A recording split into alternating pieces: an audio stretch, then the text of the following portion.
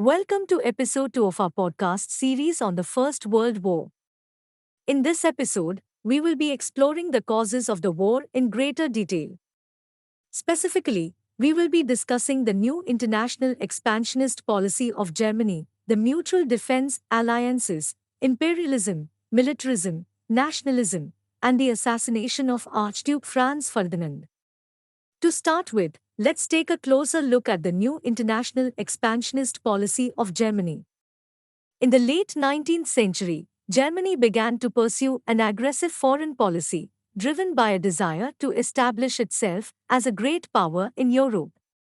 This policy was known as Weltpolitik, which translates to world policy in English. The aim of Weltpolitik was to make Germany a dominant force in world affairs by acquiring overseas territories, building up a strong navy, and establishing a network of alliances with other countries. At the same time, other European powers, such as France and Britain, were also pursuing expansionist policies.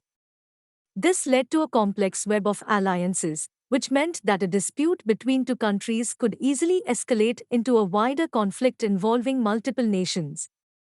One of the key alliances that played a major role in the outbreak of the war was the Triple Alliance, which was formed in 1882 between Germany, Austria-Hungary, and Italy. This was later countered by the Triple Entente, which was formed in 1907 between Britain, France, and Russia. These alliances were intended to provide mutual defense in case of an attack by an external power, but they also served to create a sense of rivalry between the various nations involved. Imperialism was another factor that contributed to the outbreak of the war. European powers were competing for colonies and resources around the world, leading to tensions between nations. Germany, which was a relatively new player on the world stage, felt that it was being unfairly excluded from the scramble for colonies. This led to a further sense of resentment and competition between the various European powers. Militarism was also a major factor in the outbreak of the war. European powers had been investing heavily in their armed forces for decades, and by the early 20th century, they had created some of the most powerful and sophisticated armies in the world. This led to a belief that war was inevitable, and that a country needed to be prepared for conflict in order to ensure its survival. Nationalism was also a key factor in the outbreak of the war.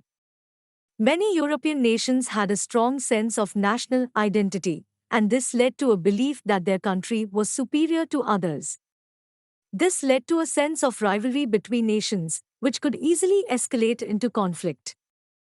Finally, the assassination of Archduke Franz Ferdinand, heir to the Austro-Hungarian throne, was the trigger that led to the outbreak of the war.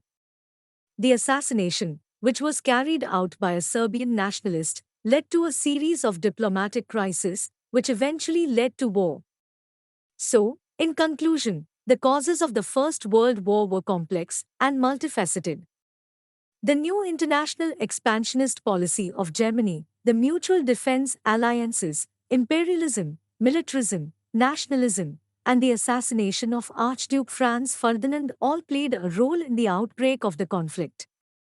In the next episode, we will be discussing the phases of the war, including the major battles and strategies that were employed by the various nations involved.